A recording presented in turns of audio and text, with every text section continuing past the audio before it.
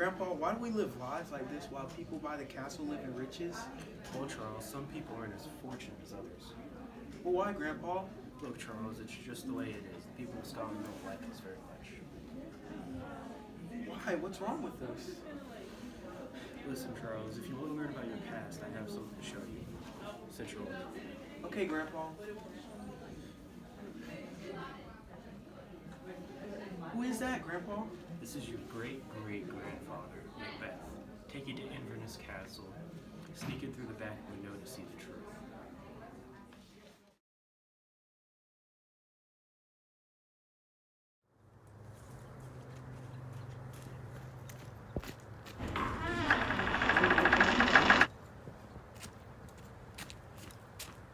Finally in the castle. Got that guy. Hello. Anyone here? Who goes there?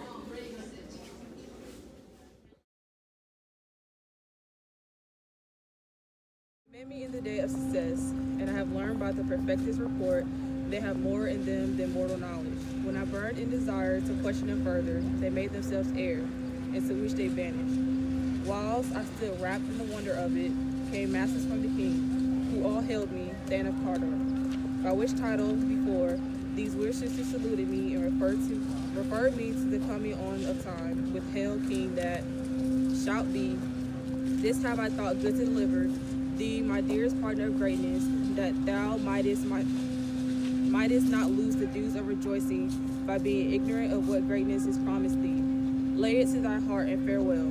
Glamis thou art in Cawdor, and shalt be what thou art promised. Yet do I fear thy nature. It is too full of the milk of human kindness to catch the nearest way. Thou wouldst be great, art not without ambition, but without the illness should attend it. What thou wouldest highly, the wolf thou wholly wouldst now play false, and yet wouldst wrongly win. Thou have great Glamis, that which cries, thus thou must do, if thou have it, and that which rather thou dost fear to do, then wishes should be undone. Heed thee hither, that I may pour my spirits in thine ear, and chattest with the valor of my tongue all that impedes thee from the golden round, which fate and metaphysical aid doth seem to have thee crowned withal. What is your tidings? The king comes here tonight. Thou, mad to say it, is not thy master with him, who wert so would have informed for preparation. So please you, is it true? Our Thane is coming. One of my fellows had the speed of him, who, almost dead for breath, had scarce in the morning. Then would make up his message. Give him tending. The raven himself is hoarse, that croaks the fatal interest of Duncan under my battlements. Come, you spirits that tend on mortal thoughts, unsex me here, and fill me from the crown to the toe-top full of direst cruelty. Make thick my blood, stop up the access and passage to remorse, that no compunctious visitings of nature shake my fell purpose, nor keep peace between the effect and it.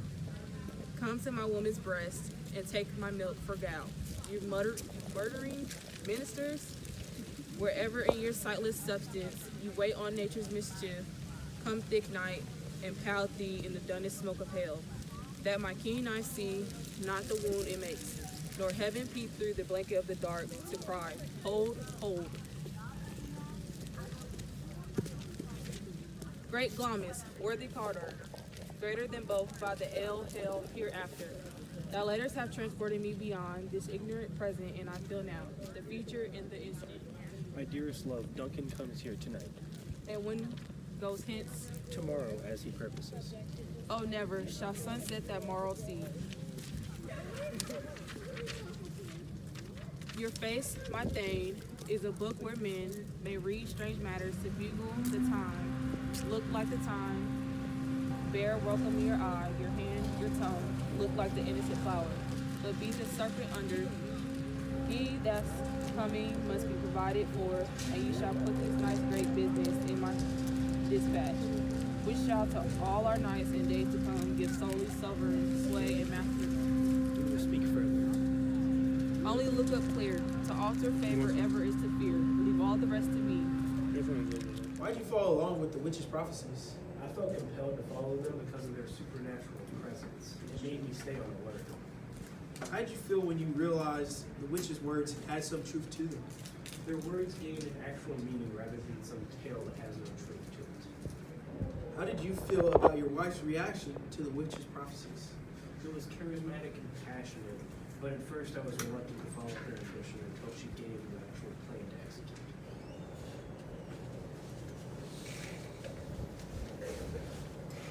Who are you? I am Lady Macbeth. Were you in my vision? Yes. Why did you feel compelled to force Macbeth into the throne? As the wife of Thane, I felt the power, respect, and glory that came from me, and I craved that feeling.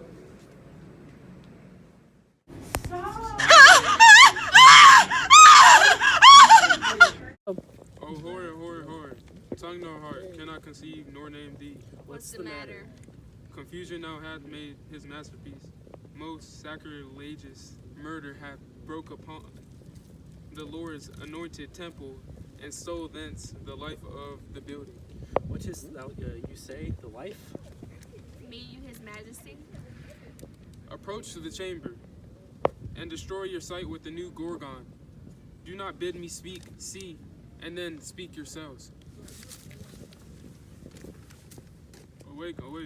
Ring the alarm bell. Murder and treason. Banquo and Donalbain. Malcolm, awake. Shake off this downy sleep, death's counterfeit, and look on death itself. Up, and see the great doom's image. Malcolm, Banquo, as from the grave rises up, and walk like sprites to countenance this horror. Ring the bell. What's the business that such a hideous trumpet calls to parley? The sleepers of the house? Speak. O gentle lady, 'tis not for you to hear. What I can speak, the repetition in a woman's ear would murder as it fell.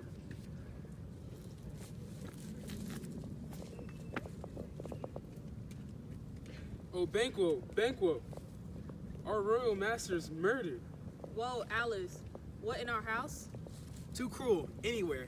Dear Duff, I prithee, contradict thyself, and say it is not so. Had I but died an hour before this chance, I had lived a blessed life. For from this instant there is nothing serious in mortality. All is but toys, renown and grace is dead. The wine of life is drawn, and the mere lees is left this vault of bragging.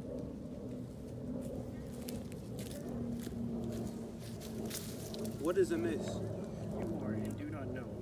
The spring that had the fountain of your blood, it stopped. The very source of it is stopped. Your royal father's murdered. Oh, by whom? Those of his chamber, as I seemed, had done it. Their hands and faces were embadged with blood, so were their daggers, which unwiped we found upon their pillows. They stared and were distracted. No man's life was to be trusted with them. Oh, yet I do repent me of my fury that I did kill them. Wherefore did you so? Who can be wise, amazed, temperate, and furious, loyal and neutral in a moment? No man. The expedition of my violent love outrun the pauser reason. Here lay Duncan, his silver skin laced with his golden blood, and his gashed stabs looked at like a breach in nature, for ruin's wasteful entrance. There the murderers slept, steeped in the colors of their trade, their daggers unmannerly breached with gore. Who could refrain that had a heart to love, and in the heart courage to make love known?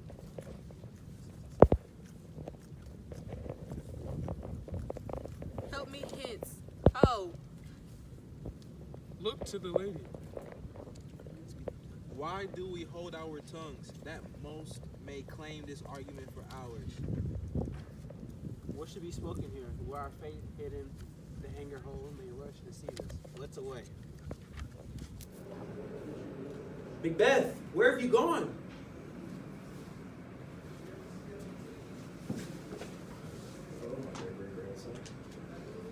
What thoughts went through your head as you killed Duncan?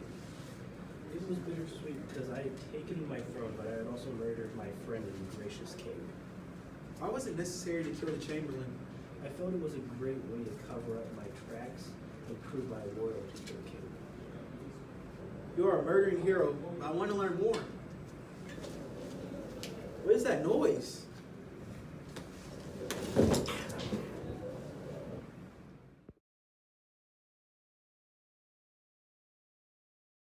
Go. Charles, wake up. What happened? Something knocked you out. Now wake up. Lady Macbeth, if you could, what would you change about your plan to kill Duncan? I was planning to hire a contract killer and kill Duncan on the way back to the castle. Thanks for your advice. To be thus is nothing, but to be safely thus. Our fears in Banquo stick deep, and in his royalty of nature reigns that which would be feared, 'tis much he dares. And to this dauntless temper of his mind, he hath a wisdom that doth guide his valor. To act in safety there is none but he whose being I do fear, and under him my genius is rebuked. As it is said, Mark Antony was by Caesar, he and his sister, when first they put the name of king upon me and bade them speak to him, then prophet-like they hailed him father of a line of kings. Upon my head they placed a you guys fruitless can't crown walk right and put through a the barren shoes, scepter in my goddamn. gripe. Thence to be wrenched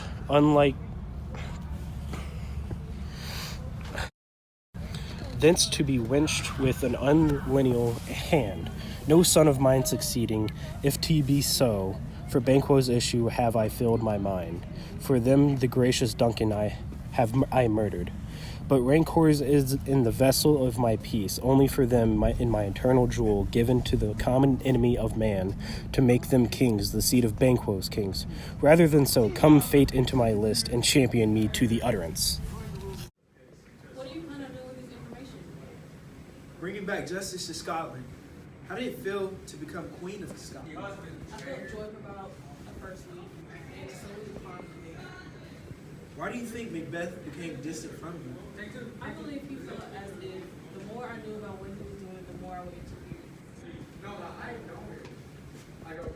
Now anticipate my dread exploits. The flighty purpose never is overtook, unless the deed go with it. From this moment, the very persons of my heart shall be the persons of my hand. And even now, to crown my thoughts with acts, be it thought and done. The castle of Macduff I will surprise, seize upon Fife, give it the edge over the sword, his wife, his baby, and all unfortunate souls, to trace him in his line. No boasting like a fool, this deed I do before this purpose proved. But no more sights. Where are these gentlemen? Come bring me where they are. Where are you, Macbeth? What do you want now, my son? To continue to execute my plans, I need to know, why'd you kill Macduff's family? My ambition mixed with fear of what could happen led me down that path. Okay, I think I understand. I have a question. What instance made you realize your husband was going overboard and killing? When he killed his best friend Banquo, I knew he had no one to love. How did you feel Macbeth's ambition changed him? He talked less about his problems and wanted more in every aspect of his life. Did you feel his ambition changed him for better or for worse? It changed him for the worse, and he led a life of secrecy. Thank you. I'm one step closer now. I'll be back tomorrow.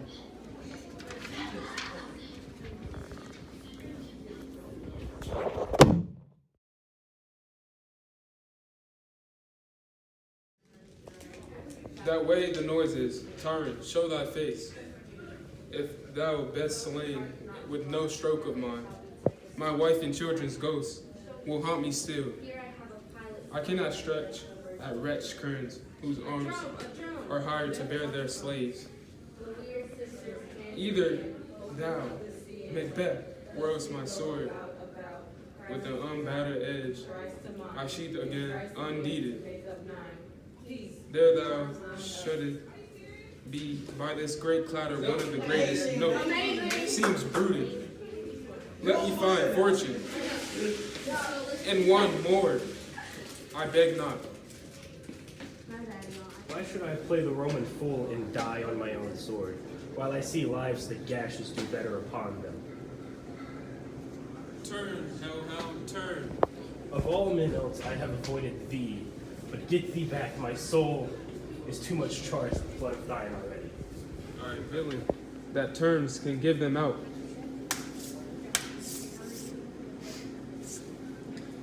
Thou loudest labor, and Alright, thou loosest labor, and easy madest thou the entrenched air. With thy keen sword and press as they can bleed. Let fall thy blade on vulnerable crest. I bear a charmed life, which must not yield till one of woman born. spare thy charm, and let the angel whom thou still hast served tell thee, Macduff from the mother's womb, untimely writ. Accursed be thy tongue that tells me so, for it hath cowed my better part of man. And be these juggling fiends no more believed that palter with us in a double sense, that keep the word of promise to our ear and break it in our hope. I'll not fight with thee. Then yield thee, coward. I live to be the show and gaze of time. We'll have thee, as our rare monsters are, painted on a pole and underwrit. Here may you see the tyrant. I will not yield to kiss the ground before young Malcolm's feet, and to be baited with the rabble's curse. Though Burnham would be come to Dunsinane, and thou posted, be of no woman born, yet I will try the last. Before my body I throw my warlike shield, lay on Macduff, and damned be him that tries first hold enough.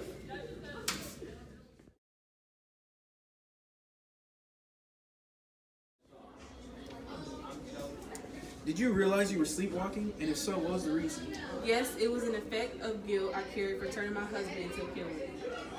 Could someone have helped your mental state? No, I was too far gone with no light in sight. Should I take the throne back, and why? No, it caused too much grief and guilt that is too much for one to burden.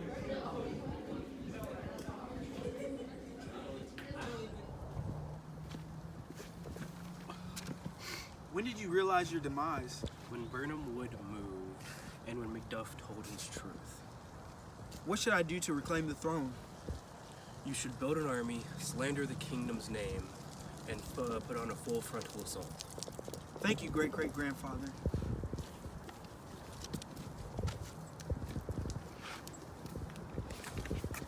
Go after Scotland! I know you're experienced in psychology, so I brought a couple questions for you, Doc. Can implanting an idea cause ambition to rise? Well, from what I can see, putting ideas into someone's head can cause them to envision themselves accomplishing those ideas or goals. Can ambition lead you to kill? Yes, ambition can lead you to kill, to obtain goals that they want to complete. Can ambition subvert reason? Yes, ambition can alter your mental state and do things that you normally would never do, Charles. Thank you, Mr. Field Expert.